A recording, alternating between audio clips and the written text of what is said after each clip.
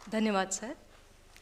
अब मैं माननीय उप मुख्यमंत्री श्री ब्रजेश पाठक जी से निवेदन करूंगी कि आप इस शुभ अवसर पर हमें कुछ संदेश देने की कृपा करें।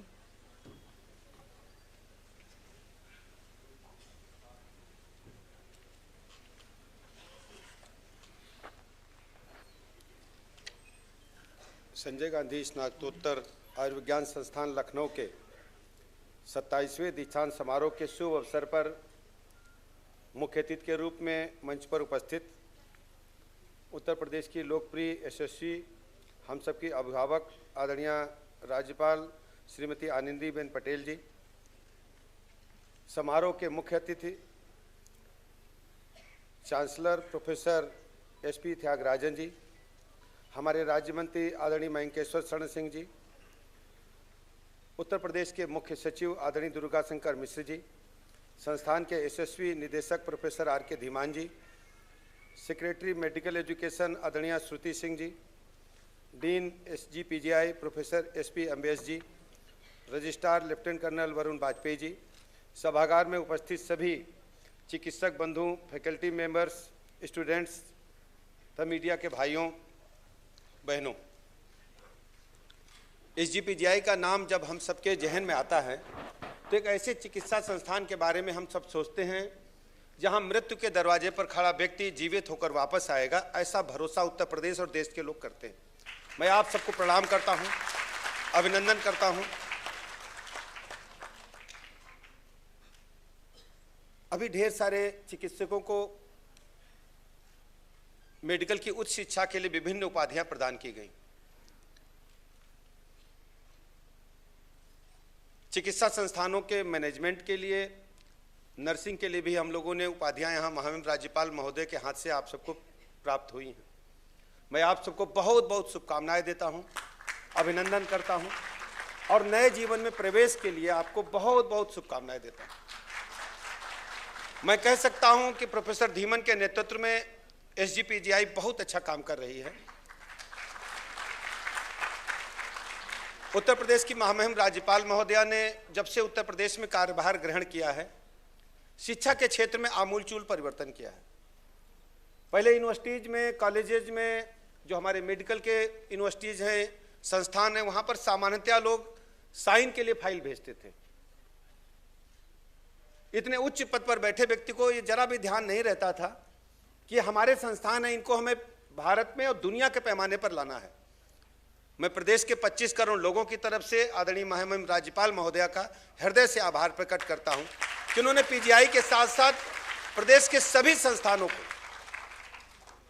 देश के पैमाने पर लाने का काम किया। आज हमारे पास कई यूनिवर्सिटीज, कई कॉलेजेस नए रैंकिंग में आ गए हैं और PGI में आमूलचूल परिवर्तन हुआ है। बहुत लंबे अरसे से डिमांड थी, जैसा कि अभी डायरेक्टर साहब बता रहे थे, वेतन विसंगतियां थी, कई अन्य मामले 20 वर्षों से लंबित थे, लेकिन महामहिम राज्यपाल महोदया के आशीर्वाद से, निदेशक महोदय के प्रयास से लगभग सभी मामले रिजॉल्व कर लिए गए। लेकिन लगातार प्रगति चलती रहेगी। अन्य संसाधन जो PGI को चाहिए, निदेशक महोदय से हमारे साथ कई बार बैठकें होती रहती हैं। हर स्थिति में हम PGI को अपने देश का उच्च कोटि का चिकित्सा संस्थान बनाने के लिए संकल्प हैं। प्रदेश में तो नंबर 1 पर आप ही हैं, इसको देश के लिए हमें काम करना है, क्योंकि आप जानते हैं कि ढेर सारे ऐसे मरीज हमारे पास आते हैं। उत्तर प्रदेश के साथ साथ बिहार और नेपाल के भी मरीज हमारे पास आते हैं और उन सबको आप ठीक करके भेजते हो, इसलिए मैं आपको हृदय से प्रणाम करता हूं। जिन चिकित्सकों को आज डिग्री मिली है, उनका विशेष रूप से अभिनंदन इसलिए करता हूं कि आप एक नई व्यवस्था के लिए तैयार हो रहे हैं। महात्मा गांधी कहा करते थे कि हमें ऐसे शिक्षाविदों की जरूरत है जिनमें मौलिकता हो, सच्चे उत्साह से परिपूर्ण हो और हर रोज ऐसा विचार करें कि हमें कल अपने विद्यार्थियों को क्या पढ़ाना है। महात्मा गांधी की सोच को वास्तव में धरा पर किसी ने उतारा है तो प्रोफेसर धीमन ने यहाँ पर अपने फैकल्टी मेंबर्स को और नए बच्चों को पढ़ाने के लिए उतारा है। मैं इसके लिए बहुत बहुत अभिनंदन करूंगा, आभार प्रकट करूंगा। उत्तर प्रदेश में चिकित्सा के क्षेत्र में और मेडिकल एजुकेशन के क्षेत्र में आमूलचूल परिवर्तन आदरणीय प्रधानमंत्री नरेंद्र मोदी जी के कुशल मार्गदर्शन में लगातार हो रहे हैं। अब सभी जनपदों में हम लोग मेडिकल कॉलेज खोलने जा रहे हैं। अब प्रदेश में मात्र 14 जनपद ऐसे बचे हैं जहां मेडिकल कॉलेज खोलने की कार्रवाई प्रारंभ नहीं हुई है, शेष जनपदों में प्रारंभ हो गई है। 2017 से पहले हमारे पास जितने भी मेडिकल कॉलेज थे उनको हमने डबल किया है, दुगनी संख्या की है। मेडिकल स्टूडेंट्स की संख्या को भी दुगना किया है, एमबीबीएस के छात्रों की संख्या को दुगना किया है। इसके साथ ही साथ पोस्ट ग्रेजुएशन के स्टूडेंट्स की संख्या को भी हमने दोगुना किया है। नर्सिंग क्षेत्र में भी 2 गुने सीटें हो गई हैं लगभग। जो पैरामेडिकल हमारे स्टाफ के हमारे स्टूडेंट्स हैं उनकी भी लगभग 2 गुने सीटें हमने की हैं। लगातार अभी आपने तो कुछ दिन पहले देखा था, पीजीआई में ही कार्यक्रम था। हम लोगों ने जिस ढंग से पैरामेडिकल और नर्सिंग के क्षेत्र में आमूलचूल परिवर्तन के लिए निरामया मिशन को प्रारंभ किया है। हम 6 स्तर पर उनकी स्क्रीनिंग करेंगे और उच्च कोटि की मेडिकल व्यवस्था चलाने के लिए पैरामेडिकल और नर्सिंग स्टाफ आवश्यक है। उस दिशा में भी सरकार लगातार परिवर्तन के लिए काम कर रही है। हम सब जानते हैं कि WHO की जो रैंक, WHO को मानना है एक चिकित्सक पर 3 नर्सिंग स्टाफ और 3 पैरामेडिकल होना चाहिए। हमारे पास व्यवस्था नहीं है, क्योंकि अभी तक हमारे पास इस प्रकार के चिकित्सा संस्थान ही नहीं थे कि उन्हें ट्रेनिंग दे सके, उन्हें पढ़ा सके। उसलिए हमारी सरकार लगातार काम कर रही है। अभी आपने देखा होगा कुछ दिनों पहले हम लोगों ने 4000 नर्सिंग स्टाफ के लिए वैकेंसीज निकाली थी, लेकिन जब एग्जाम हुआ लोक सेवा आयोग द्वारा तो उसमें मात्र 2258 नियुक्तियां हम दे पाए। जो हमने पासिंग मार्क्स रखे थे वो भी हम लोग पास नहीं कर पाए। हमारे सामने चुनौती है उच्च कोटि की चिकित्सा व्यवस्था के साथ साथ उच्च कोटि की शिक्षा भी देना, और यह हम स्वीकार करते हैं। इसलिए हमने मिशन निरामया को लागू किया है और हम चाहते हैं कि नर्सिंग और पैरामेडिकल में बेस्ट से अच्छी पढ़ाई हो, जिसे चिकित्सकों को सहयोग करके मरीजों को हम ठीक करने में, उनको स्वस्थ बनाने में, निरोगी बनाने में हमारी सरकार काम कर सके। हम लगातार काम कर रहे हैं। आप देखते होंगे प्रतिदिन कोई न कोई हॉस्पिटल में मैं जाता हूं। सामान्यतः हमारे ऑफिसर से भी, चीफ सेक्रेटरी साहब से बात हो रही थी।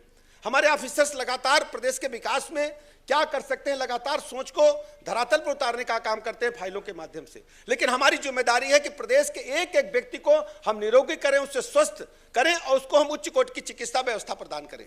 हमारी सरकार करती तो बहुत कुछ है, लेकिन धरातल पर उसको 100% पहुंचाने का काम हमारा है। ये जिम्मेदारी उत्तर प्रदेश की 25 करोड़ लोगों ने मुझे सौंपी है। इसलिए प्रतिदिन मैं 2-3 हॉस्पिटल जाता हूं, देखता हूं क्या स्थिति है मरीजों की, हमारे चिकित्सकों की क्या स्थिति है, उनके यूरिनल स्टाफ के यूरिनल कैसे हैं, उनको खाने पीने के इंतजाम कैसा है, वो रहते कैसे हैं, उनके स्टाफ क्वार्टर्स कैसे हैं, उनके छतों पर कोई दिक्कत तो नहीं है, सीलन तो नहीं है। हर स्थिति में उच्च कोटि की चिकित्सा व्यवस्था देने के लिए संकल्प हूं।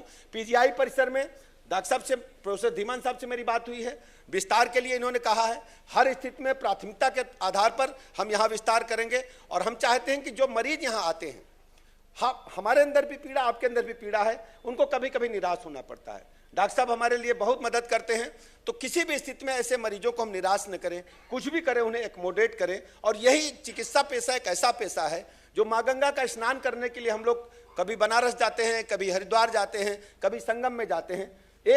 अगर हम मरीज को ठीक कर देंगे तो माता गंगा के स्नान से जो पुण्य प्राप्त होगा वो पुण्य आपको प्राप्त होने वाला है।